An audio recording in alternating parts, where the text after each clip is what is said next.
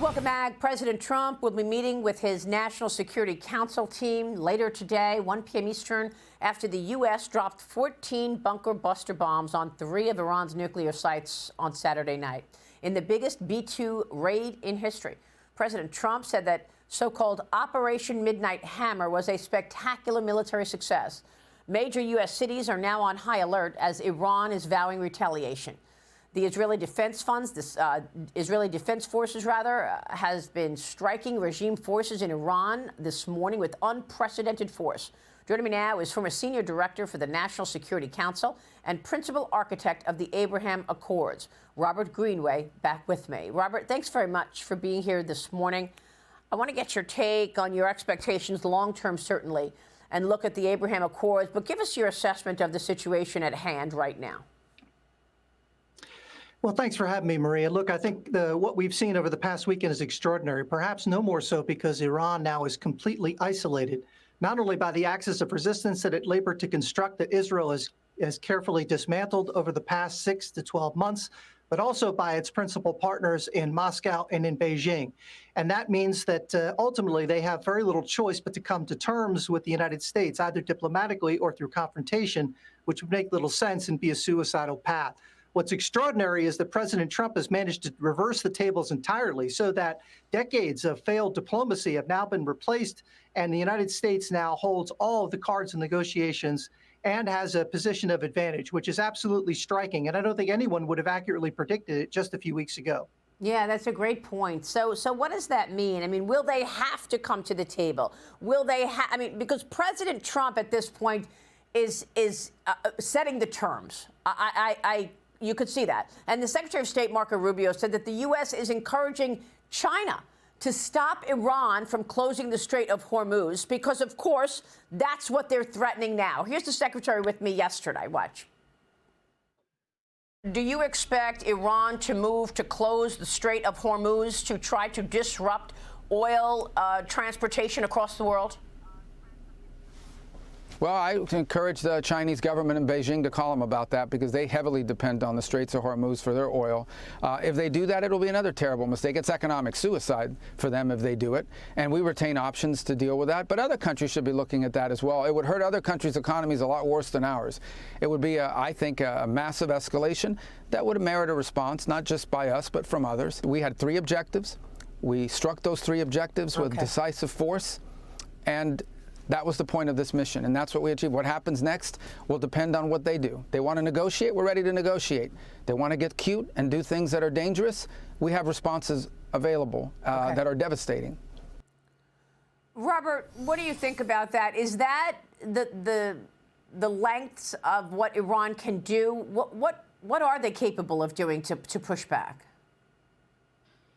So I think he characterized it exactly right. Iran has previously tried to disrupt traffic in the Straits of Hormuz in 1988. That resulted in Operation Praying Mantis by the United States. And also they've managed to disrupt commercial shipping by taking hostage vessels passing and transiting. They've also mined vessels that are transiting, attempting to attribute them to the United States, Israel, or other countries with whom they had a grievance.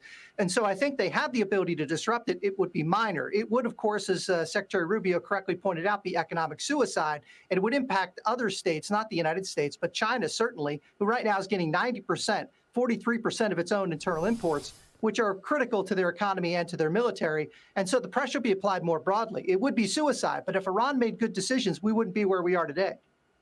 So, Robert, what are your thoughts about longer-term implications here? The Abraham Accords were incredibly successful. Your work on the Abraham Accords, we know, is so important. And at that time, there was speculation that Saudi Arabia would perhaps come in.